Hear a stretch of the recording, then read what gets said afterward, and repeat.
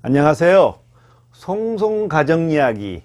늘 노래가 있는 가정. 얼마나 리듬감이 있습니까? 삶이. 제 6편 자녀 칭찬 언어 했습니다. 어느 책에는 고래도 칭찬 먹고 산다고, 그래야 춤을 춘다고, 그런 그 책이 있듯이 정말 저는 칭찬을 아끼지 않았습니다. 그런데 칭찬은 자칫하면은 착각하고 교만에 빠질 수도 있고 그럴 수도 있겠죠. 그래서 적당한 칭찬은 해야 하는데 지나친 칭찬, 그 좀 애매하지만 그런 칭찬도 한번 생각할 필요가 있습니다. 근데 칭찬에 인색한 것보다 그래도 조금 과다할 만큼 하는 것은 좋으나 너무 많이 하는 것은 그건 분명히 좋지는 않은 것 같습니다. 자, 제가 어떻게 해서 자녀를 칭찬하고 어떤 언어를 썼는지, 어떤 방법을 했는지 시간 한번 기대가 되지 않으세요?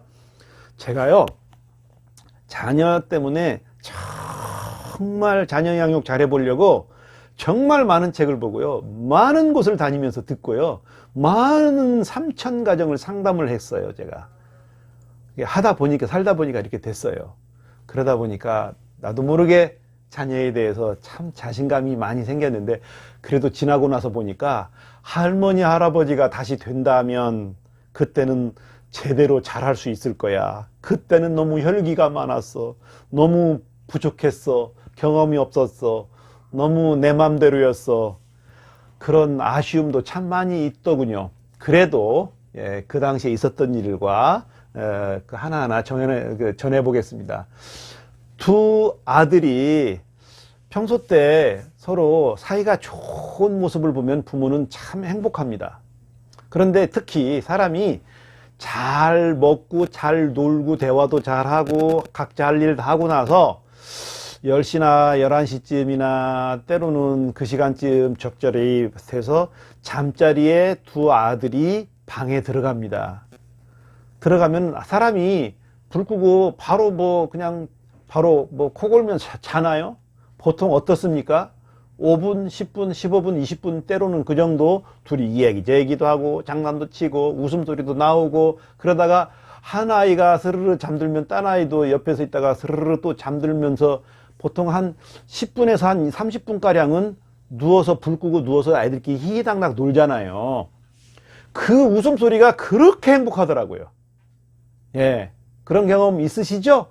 그런데 거기서 저는 거실에서 우리 부부가 앉아서 이렇게 이야기 도란도란 하다가 한 번은 제가 이렇게 합니다.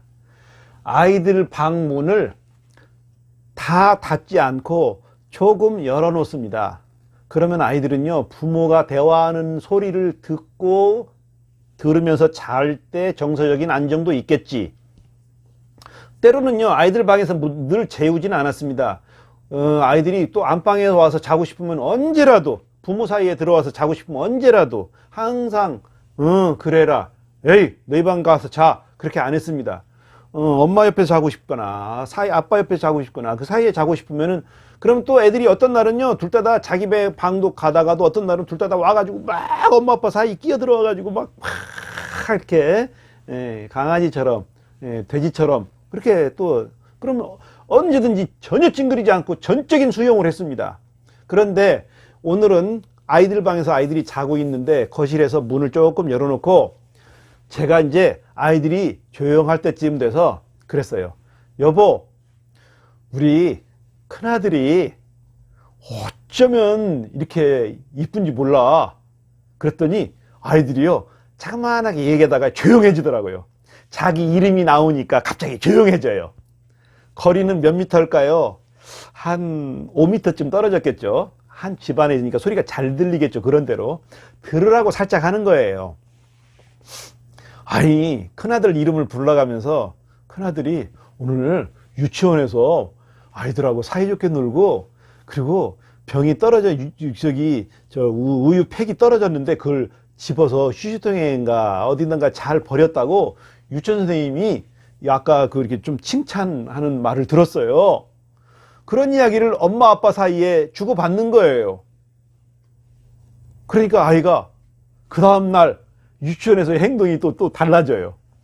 그리고 여보, 오늘 낮에는요, 작은 아들하고 큰 아들하고요, 서로 얼마나 정답게 노는지, 아니, 때리지도 않고 화내지도 않고 사이가 그렇게 좋은 거 있죠.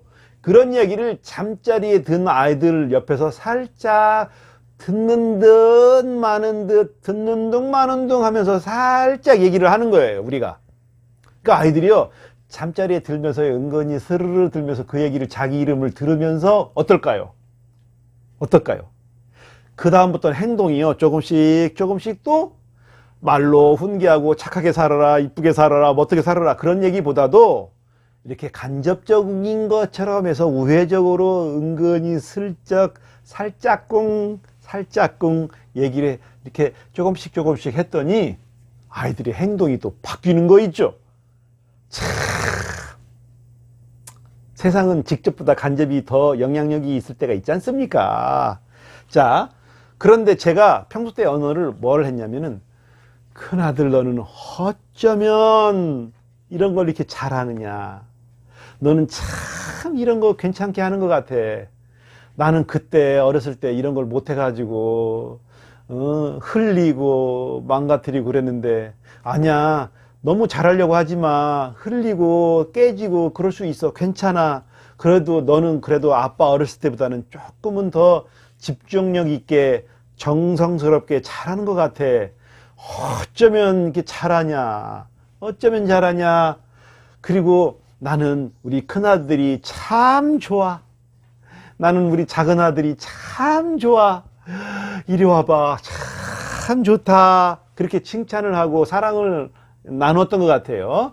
그런데 여기서 주의할 점, 나는 네가 몰래, 네가 제일 좋아, 너는 최고야, 네가 가장 이뻐, 작은 아들한테 몰래 가서 네가 제일 이뻐, 가장 좋아, 아주 그냥 최고야, 그랬다가 둘이 같이 있을 때, 오빠 내가 최고라며, 제일이라며, 오빠 나한테도 그랬잖아, 누가 최고야?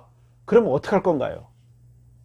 예, 그래서 제가 항상 최고야, 제일이야, 가장, 이런 말보다도 나는 네가 참 좋다, 무척 좋다, 나는 너의 아버지라서 참 좋고, 너는 내 아들이라서 나는 참 행복하다, 고맙다, 참 좋아, 어쩌면 이렇게 잘하느냐, 그런 언어, 사랑의 언어, 칭찬의 언어를 썼던 것 같고요.